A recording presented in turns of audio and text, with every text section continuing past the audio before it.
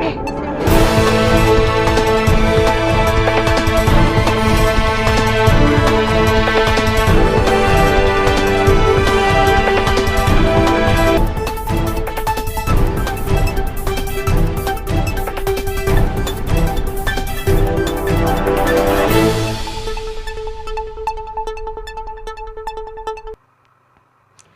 12 o'clock. Thank you for joining us at this time. This is news analysis coming to you live on Politics and Business TV.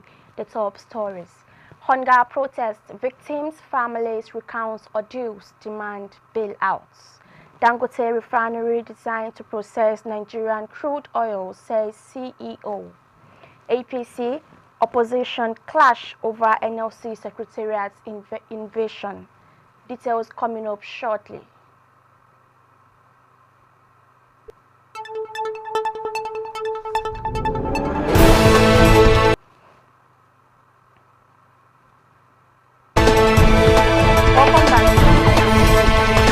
The news.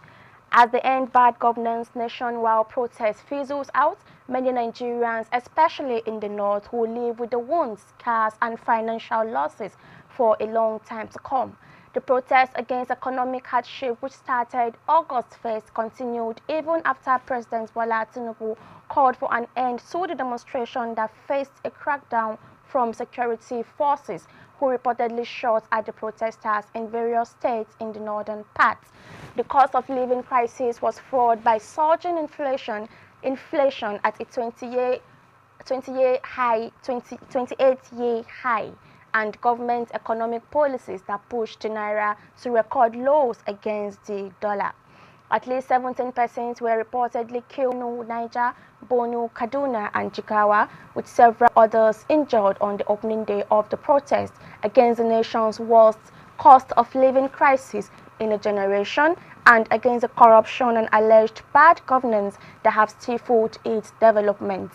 In Suleja, a major town in Niger State, 6 people were killed when the protesters reportedly attempted to invade the police station.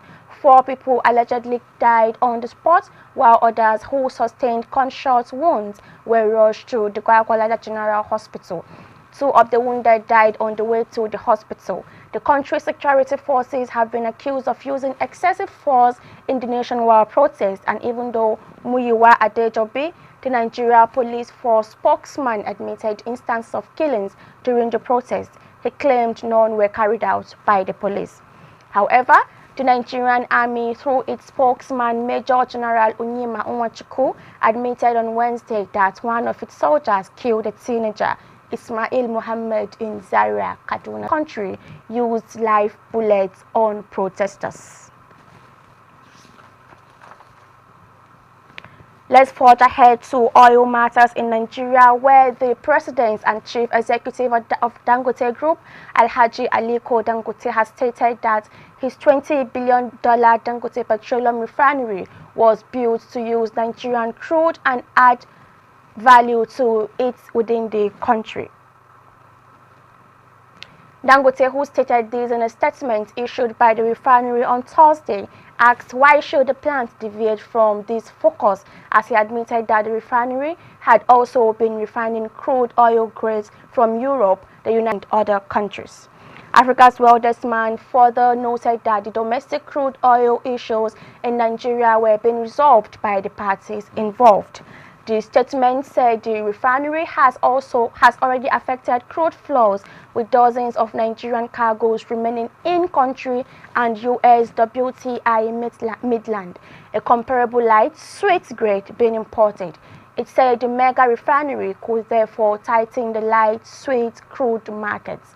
It said WTI Midland crude initially emerged as the favored feedstock to supplement Nigerian supply, with the refinery signing long-term supply contracts for the US grade and noting its competitive pricing. It stated that crude flows in and out of the Dangote refinery have been felt in other markets, especially in Europe, the largest consumer of light sweet Nigerian crude.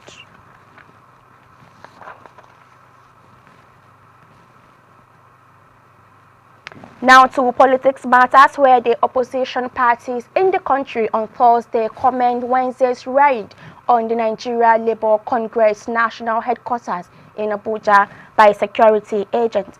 According to media reports, the armed men alleged from the GSS invaded the NLC office and carted away several documents. According to the Congress, the raid took place around 8:30 p.m. with operatives reportedly breaking into the Labour House. NLC's head of media and public relations, Benson Upa, said the attackers ransacked the bookshop on the second floor, confiscating hundreds of books and other publications. Opposition parties in their interview condemned the action, but the ruling All Progressive Congress urged for restraint, saying it was too early to rush to a conclusion and start casting aspersions. The PDP Deputy National Publicity Secretary, Ibrahim Abdullahi, characterized the action as an attempt to suppress the Labour Union. You're watching news analysis live on Politics and Business Television. Still to come, FG suspends registration for 40,000 naira rice. Details of this and more after the break.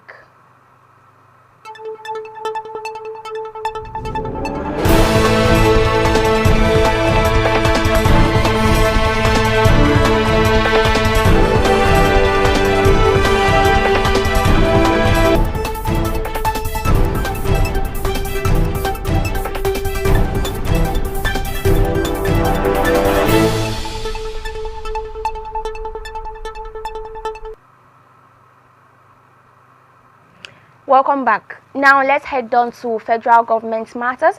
The federal government has withdrawn the circular directing civil servants to register for the purchase of 50 kg bag of rice at a subsidized rate of 40,000 naira.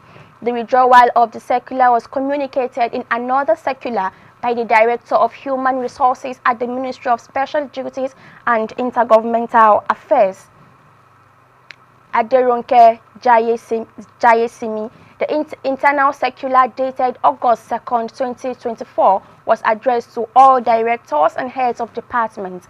Earlier, the ministry had invited all civil servants interested in purchasing the federal government subsidized rice to register by completing a Google form on the OHCSF website and submit it to the Director of Human Resources for endorsement. It's noted that payments for and the distribution of the rice would be coordinated by designated offices, while the chairman, Joint Union Council of the Ministry, would serve as an observer for transparency in the course of the exercise. The federal government had recently said it had created centers across the country where Nigerians could purchase 50 kg bags of rice for 40,000 naira. The Minister of Information and National Orientation, Mohammed Idris, said the initiative was one of several initiatives by the Tinubu administration to ease living conditions for citizens. And now to state matters, where a cross-section of lactating women in Bauchi State on Friday said that they can no longer afford a balanced diet to sustain exclusive breastfeeding due to the rising cost of foodstuff. The mother spoke in an interview with the News Agency of Nigeria as the Bauchi State government, international partners and stakeholders create awareness on exclusive breastfeeding to mark the 2024 annual World Breastfeeding Week. They say that due to the current economic situation, they cannot increase their intake of nutrient-dense foods like meat, chicken, fish, vegetables, and others, which are very important for a new mother. Some breastfeeding mothers from Bauchi State vehemently voiced out their concerns on the present economic hardship, stating that the age-long tradition of breastfeeding a baby exclusively for 3 months may not continue. Although it is important for a new mother to eat meat, poultry, fish, eggs, dairy, beans, and vegetables at least 2 to 3 times per day so that she can have enough milk for the baby and energy for herself. But the present economic situation of the country has denied them access to these necessities. The officer in charge of the Federal Law Courts Primary Health Center, Mr. Abdurazak Shehu, told NAN that during antenatal, postnatal and immunization days, women are educated on nutrition to improve their household's diets using simple gardening. He said that the facility recorded 31 exclusive breastfed babies in June 2024, while in July 40 babies were recorded saying despite the economic situation, mothers adhere to campaigns on exclusive breastfeeding, contrary to the cries of breastfeeding mothers.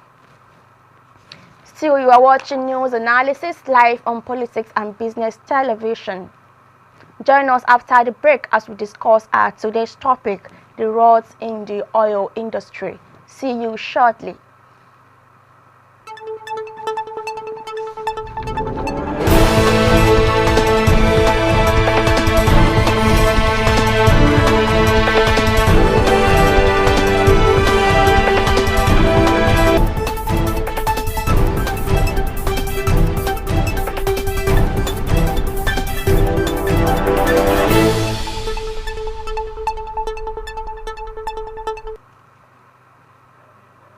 Welcome back. The Group Chief Executive Officer of the Nigerian National Petroleum Company NNPC Limited, Mele Kyari, has asserted that personnel of the company have nothing to do with the substandard importation of petroleum products into the country. He made this statement on Wednesday in Abuja when he appeared before a Senator Opeyemi Bamidele-led ad hoc committee over alleged economic sabotage in the petroleum industry. Kyari stated that as the GCEO of the company, he has faced undue media attacks from individuals attempting to create the impression that NNPCL is sabotaging the nation's economy. He emphasized that the company remains faithful and will not lie to the country, stating that they are not criminals and they are not thieves. We will protect our dignity so we can serve this country. He further elaborated that the oil and gas industry is suffering significant challenges and hinted at undisclosed issues that he could not discuss publicly until the time comes. Kyari requested that the committee sessions be televised live so that all Nigerians can monitor the proceedings, thereby ensuring transparency. He also addressed the broader challenges facing the oil industry, noting that the sector is currently in a state of distress. Kyari hinted at underlying problems within the industry that he could not publicly disclose, but assured that they were being addressed internally.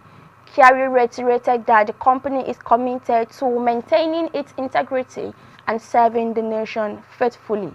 He urged the public to understand the complexities involved in the petroleum sector and to recognize the efforts being made by NNPCL to resolve these issues. In his testimony, Kyari also touched on the broader economic implications of the challenges facing the oil industry. He noted that the sector's difficulties have far-reaching effects on the national economy given Nigeria's heavy reliance on oil revenue. Despite these challenges, he expressed confidence in the company's ability to navigate through the current crisis and emerge stronger. Kyari's statements come amidst growing scrutiny of NNPCL's operations and increasing calls for greater accountability and transparency in the management of the country's oil resources. His call for live broadcast of the committee sessions reflects an effort to foster transparency and rebuild trust in the company's operations. Stay tuned to our channels as we interview guests from the petroleum sector in days to come. Thank you for staying tuned. This will be the size of our package for today. Bye for now. I am Idris Amina.